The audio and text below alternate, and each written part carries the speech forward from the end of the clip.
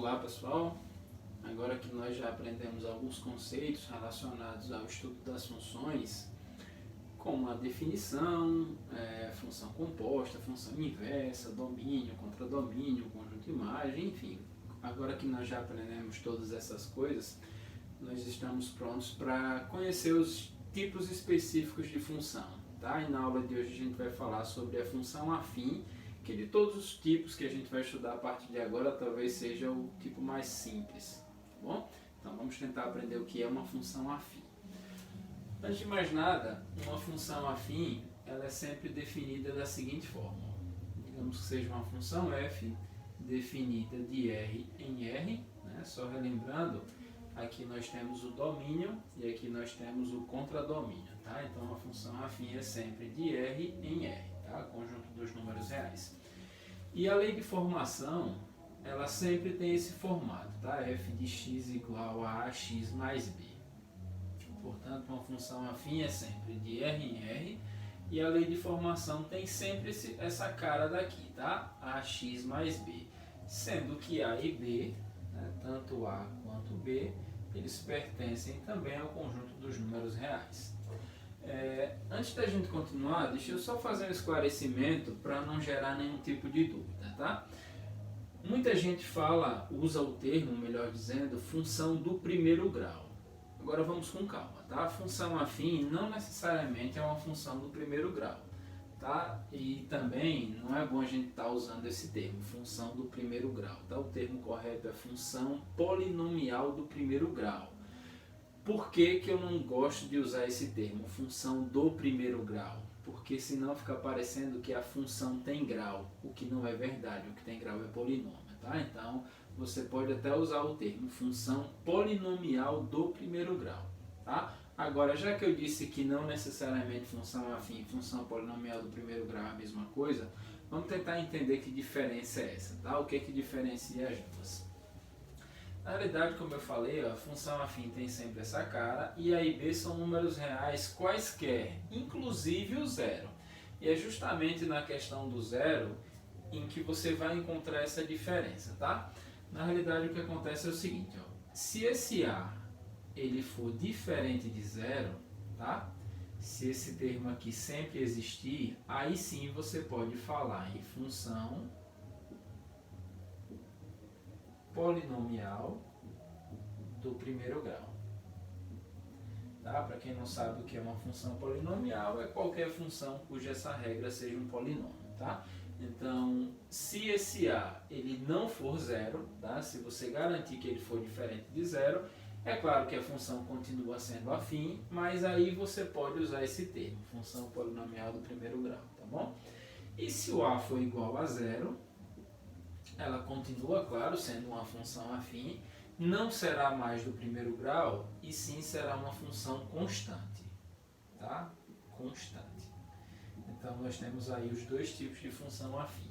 A função polinomial do primeiro grau e a função constante. Tá? Lembrando que o que diferencia uma da outra é justamente o fato do A ser igual a zero ou ser diferente de zero.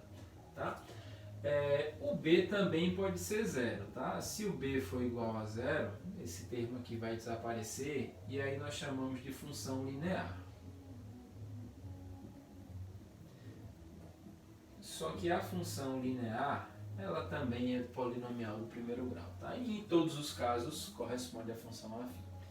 Por exemplo, se eu tiver f de x igual a 3x menos 7. Claramente é uma função afim porque essa regra tem esse formato. Tá? O A é igual a 3, o B é igual a menos 7.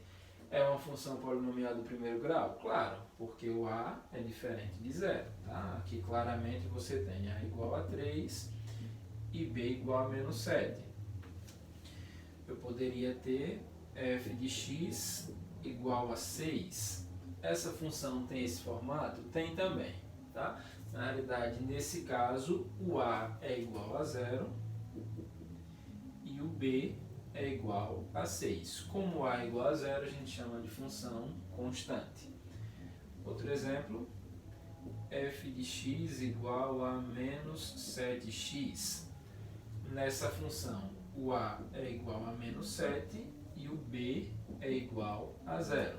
Nessa situação, ela é tanto polinomial do primeiro grau, afinal de contas o A é diferente de zero, como também uma função linear. Tá? Vocês vão ver que em vários problemas, especialmente os que envolvam proporcionalidade, as funções elas vão ser lineares. Tá? Mas em todos os casos, nós temos funções afins. Até porque, como eu não citei aqui nem domínio nem contradomínio, a gente parte do princípio que é o conjunto dos números reais. Tá bom? Para ilustrar isso que eu acabei de falar, né, a tal da função afim, eu trouxe aqui um exemplo e aí vocês vão entender melhor na prática como é que funciona, o que é que acontece, tá bom? Então vamos lá. O exemplo diz o seguinte: um vendedor recebe mensalmente um salário composto de duas partes, uma parte fixa no valor de R$ 900 e uma variável que corresponde a uma comissão de 8% do total de vendas. Ou seja, o vendedor ele recebe R$ 900 independente de qualquer coisa e além desses 900 ele recebe 8% daquilo que ele conseguir vender, tá? 8% do total de vendas. Então o que eu quero aqui na letra A? Expressar a lei de formação da função, ou seja, eu quero expressar isso daqui, certo? Então vamos lá, eu vou chamar a função de f da mesma forma. Lembrando que essa função f, né, a função f, ela está relacionada com a quantidade de vendas que ele faz, tá? Com o valor que ele consegue arrecadar em vendas. Então o que acontece é o seguinte, ó, ele vai ganhar R$ 900 mais 8% daquilo que ele vendeu, ou seja, 8% de x. A gente normalmente não escreve assim, né? Na hora de escrever na lei de formação, você não usa o símbolo da porcentagem, né? É só lembrar que 8% corresponde a 8 centésimos, né? 8 em cada 100, e 8 centésimos na forma decimal a gente escreve assim, né? 0,08 vezes aquilo que ele vender. Então note que essa regra ela tem esse formato, tá? F de x igual a x mais b. A ordem aqui está trocada, mas você sabe que a adição é comutativa. Então, se eu perguntasse aqui quem é o valor de A, lembrando que A é o número que acompanha o x. Então, o A é 0,08. E B é esse termo que está sozinho, né? Então, o B é 900. Ok? Então, conseguimos expressar a lei de formação. E no item B, o que ele quer saber? Qual o salário, né? Qual o salário quando ele conseguir vender, né, sabendo que ele vendeu R$50 mil. Ou seja, o que eu quero aqui é f de 50 mil. Lembrando que nós continuamos a estudar funções, então tudo aquilo que nós já aprendemos continua valendo na função afim, tá? Então, como nós já estudamos função de modo geral, tudo aquilo que nós já vimos pode ser aplicado aqui. Então, como é que eu calculo f de 50 mil? É óbvio que você deve trocar o x por 50 mil, tá?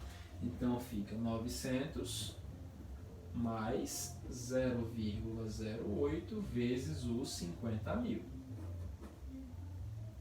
Eu estou usando essa regra. Portanto, f de 50 mil é igual, primeiro, é claro, a gente multiplica, né?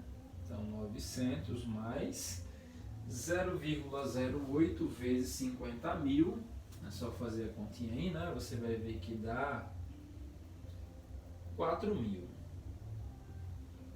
E finalmente, f de 50 mil é igual a 900 mais 4 mil é 4.900, tá? Portanto, o salário do vendedor, caso ele consiga arrecadar isso em vendas, é R$4.900. Perfeito? Espero que vocês tenham entendido. Até a próxima.